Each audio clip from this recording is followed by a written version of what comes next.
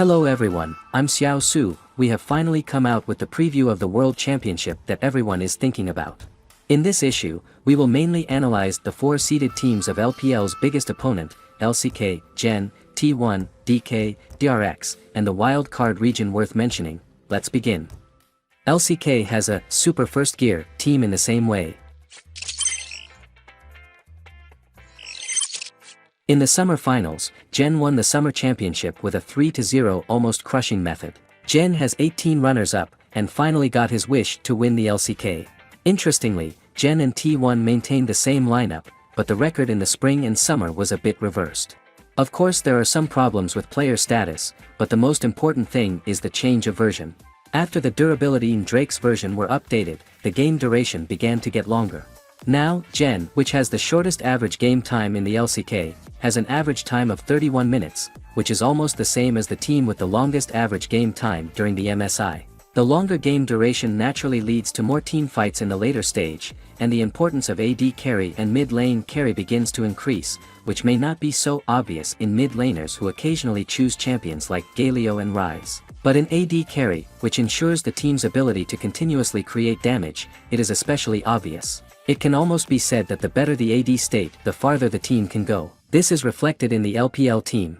Ruler is a player with very strong personal strength, and it is also the key to Gen's improvement in the summer game. In the summer game, the average damage and average economy of the Ruler are both ranked first in the AD of the LCK. In addition to personal reasons, the focus of all aspects of the team is also very important. The first is the focus on BP. Ruler has a very high status in the team. During the entire playoffs, Gen, regardless of the red side or the blue side, the first pick must be the bottom lane. Support lanes will basically only choose more protective support champion. Among the top heroes used the most this season, except for Alchemy, all are protective champions. Even in the Game 3 against KT, the version priority is relatively high. When several protection champions were banned, he also chose Soraka against the meta. In particular, Yuumi, the top protective assistant in the food chain, has improved Gen even more. In the 10 games in which Lehens picked the Yuumi, Gen has not lost a single game, and in the 2 recent small games that Gen has lost, Lehens is playing a support that is off the team. The second is the emphasis on the team's play style. It can be seen that the entire Gen team still takes care of the bottom half, although Peanut itself does not have many top-to-bottom opening routes in the jungle. In the 7 games of the playoffs, only 4 rounds are top-down brushing. This is Peanut's own style. He prefers to do things in the early stage. Therefore, Gen has the highest first blood rate in the LCK, so the route will not be very fixed. There are also many games where Peanut first H helps the top to catch up and then goes up from the middle to help the bottom. A typical example is the second game between Gen and LSB in the playoffs. LSB has already placed wards on the upper river and triangle grass, but the monkeys used W to get down from the barren pit and stick to the wall to surround the quick crab's field of vision. Gank successfully hit the road. As a result, Ornn recalled directly to the bottom lane after reaching level 6, helping the bottom lane to establish an advantage. This style of play not only ensures that Peanut can play freely, but also takes into account the bottom half. In the same way, this version is also very suitable for Chovy. The game is not only longer, but in the Shakespeare style of LCK, there are rarely scenes of killing each other. We also compare the LCK playoffs and LPL statistics here. Compared with the bloody level of the playoffs, the gap is still quite obvious. If you don't fight, the economy can only come from minions and jungles. The competition is more about the player's personal development ability, which is what Chovy is good at. On the list of points average complements that best proves the player's developmental ability, the top 10 of the lock are almost all AD and junglers. Chovy, as a mid laner, can still rank second. You know, Chovy has been playing not only growth champions like Azir this season, but Ahri and Sylas are also his specialty.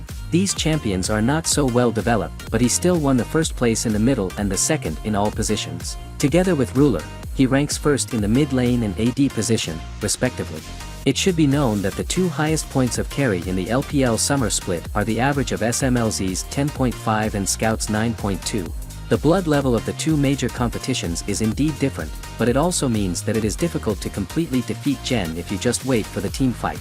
As long as they are given time to develop, they can get good equipment, and then use strong team fights to defeat their opponents. This is a point that LPL teams need to pay attention to when they face Gen in the future.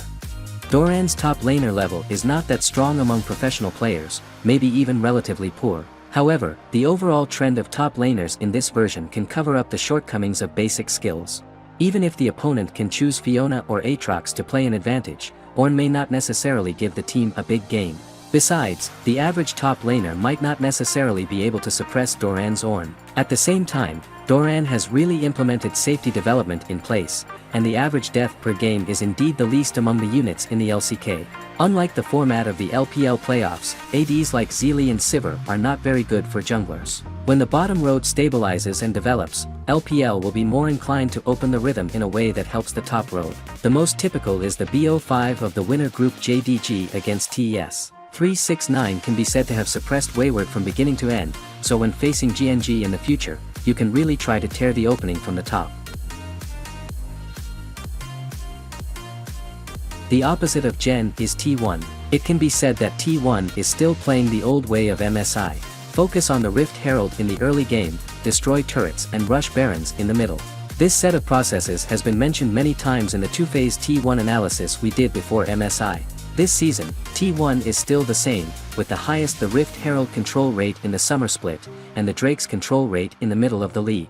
Even in the playoffs, where protective supports are rampant, Kyria will still use a lot of supports that are good at taking chances to help team. Judging from the data of the playoffs, T1 who got this lineup generally played very well at the beginning, especially the first blood rate of 87.5%, which is the only one in the playoffs. Even in the final 3 o'clock by Gen, T1 can often get the advantage one step ahead. The problem is that even if T1 has an early advantage, they can't continue to expand this advantage to threaten the opponent's first turret. In the entire playoffs, T1 did not do it once. In the previous version, the Rift Herald was released to feed the bot lane, and the large troops followed the bot lane. But in this version, several ADs don't have particularly good means of self-protection, unlike Ezreal and Xayah in the MSI period, and the casting of Ahri in Wei is increasing, and it is not very good after changing lanes. Press in front of the opposite turret. At the same time, the way of feeding Zeus is not very good, like before giving the Rift Herald to the top lane. In fact, Zeus's strength has not declined too much. When he played against Doran, he was basically able to play the lane pressure. However, Zeus's proficiency with some blue-collar champions is not high. For example, in the third game between Gen and T1's selection of Mordekaiser for Zeus did not play a role. Take the first game between T1 and Gen as an example. First release the Rift Herald in mid lane, and then kill Chovy. The health of the mid turret is already in jeopardy. Knowing that Gen is going to fight Drake, T1's jungler and support can completely lean towards the mid lane, first help Sivir to remove the mid turret, and then go to destroy the top turret together, and even bring the second the Rift Herald threats to high ground are possible.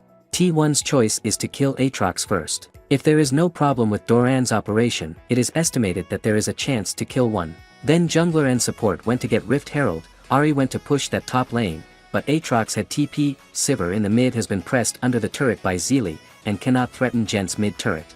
Ornn is even less likely to defend the bot turret alone, but Gen gets the bot turret first. It seems that T1 is indeed the more active side on the field, but the intensity of the attack is far from enough. Gen paid only a small financial price to get 2 Drakes. In the previous game, T1 gave up Drake, and could win the team battle with a large enough economic lead in the early stage. Now that the economic gap is not big, and the version of Drake's attributes has been enhanced, the team battles in the later stage of T1 are even more sluggish. If there is still no major change in T1 coming to the World Championship, it will still be the same old style of play.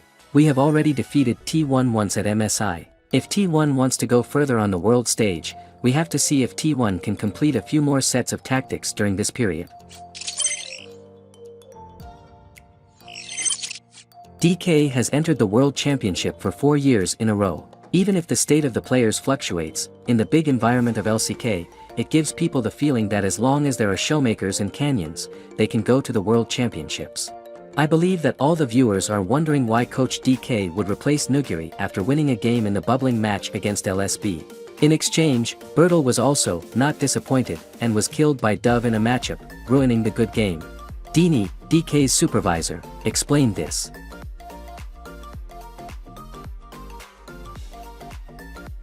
If there is some truth to the previous explanation, then in another interview about the advantages of the 2 top laners, Dini's answer is even more outrageous.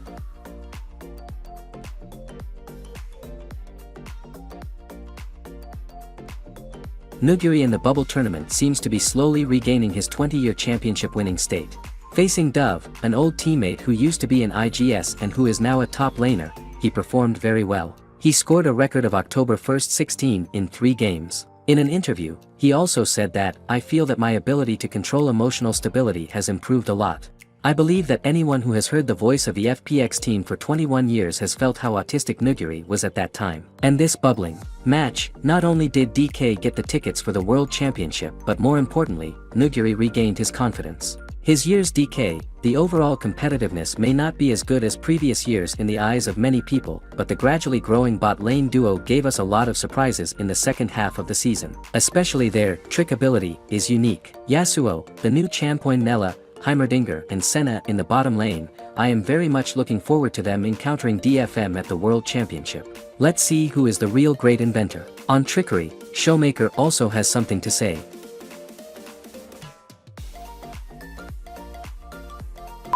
I think the reason why DK is so stable is that it has entered Worlds for 4 years in a row. This is inseparable from the comprehensiveness and version adaptability of Showmaker and Canyon. Maybe in the impression of many people, Canyon is just an excellent jungler, but in fact, his role in teamfights is just as good.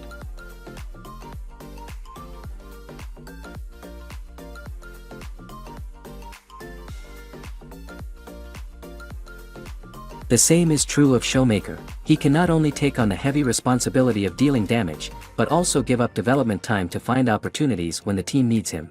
In the 4th game between DK and LSB, Showmaker didn't even take a minion for 2 minutes and kept hiding in the LSB red buff area. Until LSB couldn't hold back to Drake, Showmaker finally appeared to steal Ornn's ultimate skill and help DK win this wave of Earth Drake.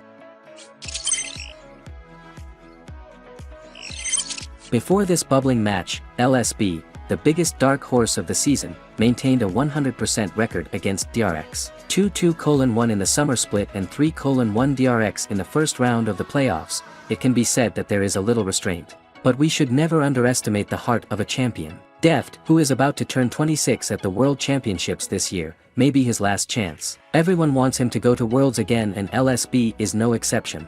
In fact, after DRX entered version 12.14, there was a downturn for a long time. The main problem is that the starting jungler Pyosik has very low proficiency with the tool jungler. Only 3 games were won in 12 small games. DRX replaced Juan as a substitute jungler when KT was cornered in the playoffs. After Juan came on stage, there can only be 2 words to describe it, that is, immediate results. His appearance made the rest of DRX play very comfortable. Beryl no longer has to get lost on the road for the rhythm of the team. Choosing a protective support in the bottom lane to ensure the development of DEFT is the way to win for DRX. But after all, the DRX bubble tournament faced LSB who defeated him 3 times in a row. No one expected that Prince, who boasted for a season, was beaten home by DEFT like this. The single defect of LSB's tactics makes them show their true colors as soon as they hit the middle field in the high-intensity confrontation of the playoffs and bubbling games. Although DEFT's operational response has declined, it can still hand over the league's first damage conversion rate of 1.44, which is thanks to Beryl's protection. In the life and death game against the LSB bubbling match, Beryl's red team chose Soraka as the last choice, and under the condition that DEFT took all the damage, he was abruptly healed. Anxious LSB forcibly killed Beryl many times, but also fell into DRX's arms. The developed DEFT dealt damage without pressure, cleaned up the battlefield, and won the last LCK ticket to the World Championship.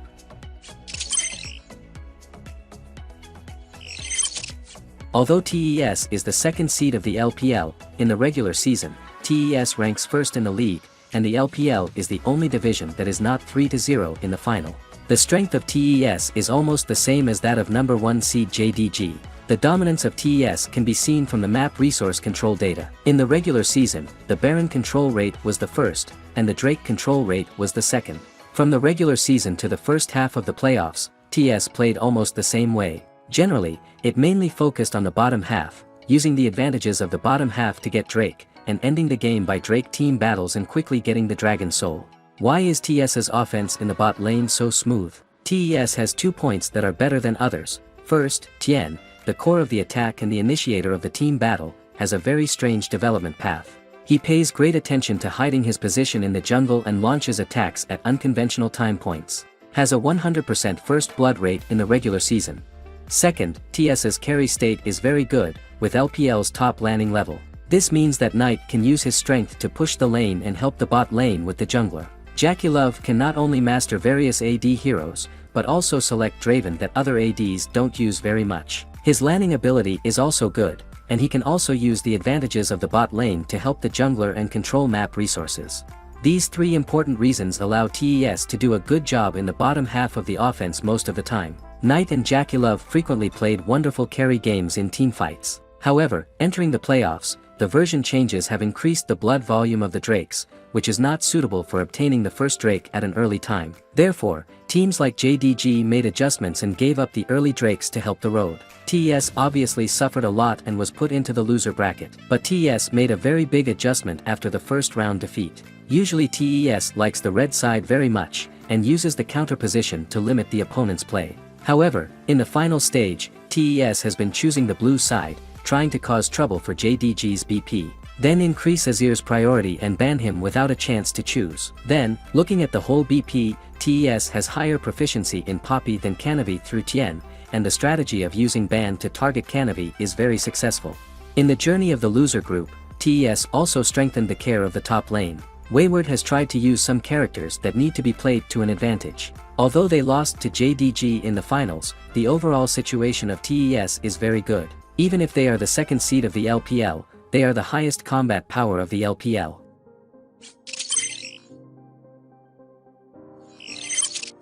Regarding RNG, I believe many viewers have these two doubts. 1. Why did the MSI winning RNG have a sharp decline in the final stage of the season? What happened during this period? 2. What made RNG get the last LPL World Championship ticket at the last minute of the bubble tournament?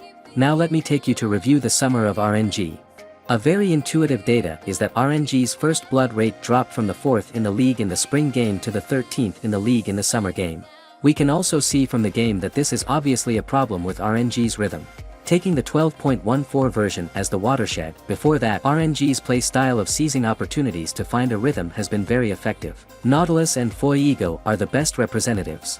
Even if the opponent chooses Braum first, and then RNG chooses Nautilus, the landing will be countered, RNG still wins the Titan decisively. Even if he sacrifices the landing, he must use the familiar opportunity to find the rhythm. However, after the version update, RNG's single play style and slow adjustment speed made them slump in the final stage of the season. The version's strong protective support does not meet the needs of RNG's old tactics. WEI's adaptation speed to the new version is also slower than the jungler of the top 3 seed teams. After the jungler and support were misfired, Xiaohu also fell into a period of confusion for a long time. He played timidly, but the opponent always caught the opportunity to kill first.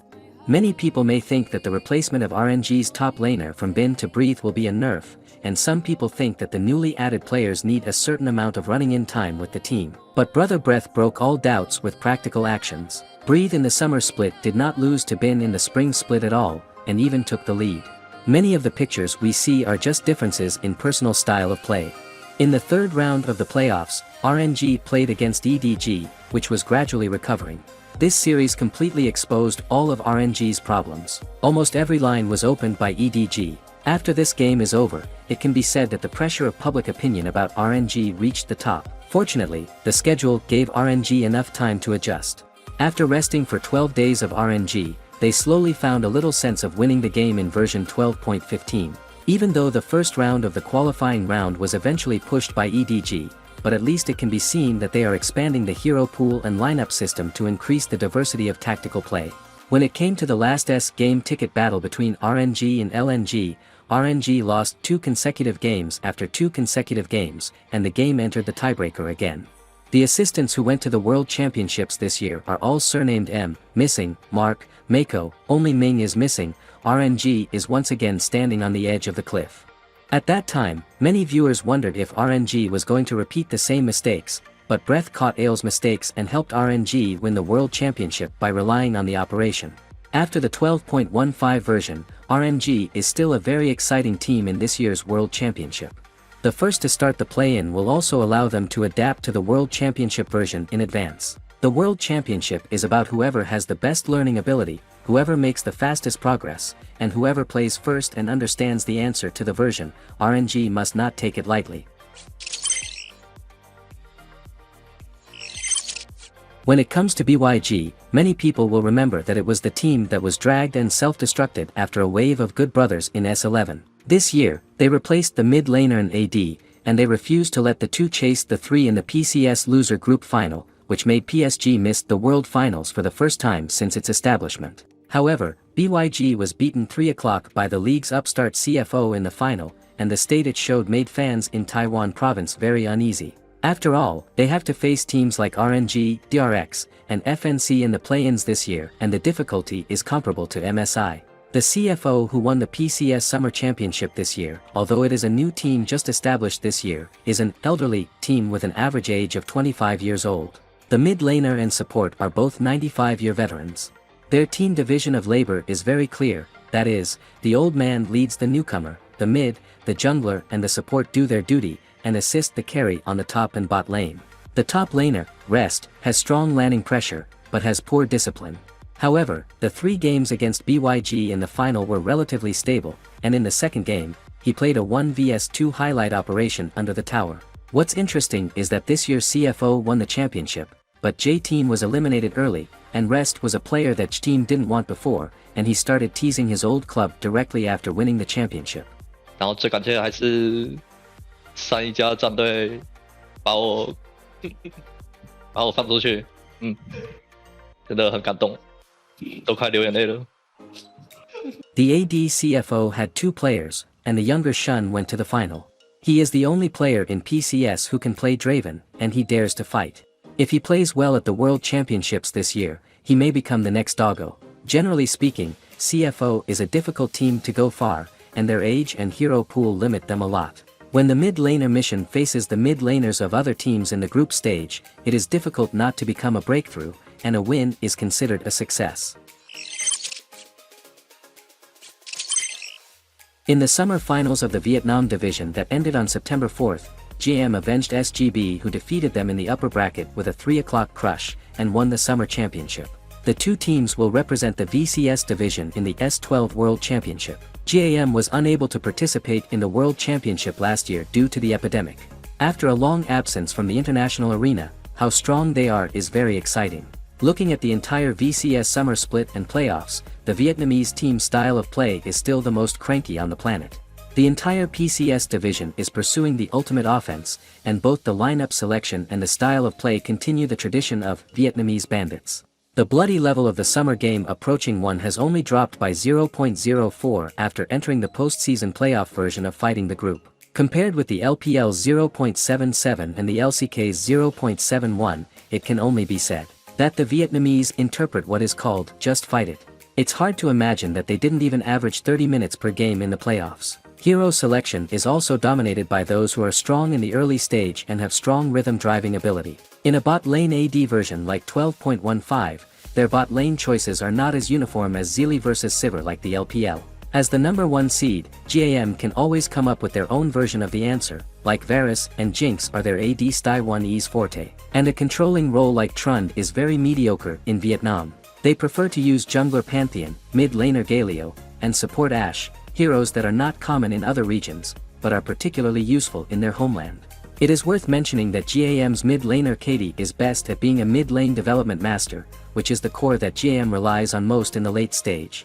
But choosing a developmental role in the VCS competition area has to pay a corresponding price. In the second game between GAM and SGB in the final, Katie's Victor was killed 3 times in a row by Saigon Buffalo in 8 minutes of the landing period. And the reason why GM can beat SGB to win the number 1 seed of VCS, the soul of the team, Levi, has contributed. Although Levi was targeted by the opponent in the BP in the final, he could still choose Lee Sin and Nightmare to help GM stabilize the early stage and hand over the baton of victory to carry in the later stage. On the other hand, the Saigon Buffaloes, who defeated T1 bot lane and beat G2 at MSI, have grown a lot through the baptism of MSI. Although they lost in the summer finals, the victory lies in the fact that the players are young guys with strong learning ability and unlimited potential. I look forward to their performance in the play-in competition. The unique style of play and tough game style have always been the hallmarks of the VCS division, and LPL teams still have to be careful about their explosive power in the Bo 1. But for the Vietnam team, the immediate visa issue is their biggest headache at the moment. Both teams' first visa applications were rejected by the US Embassy, but they still have a chance to get a US visa.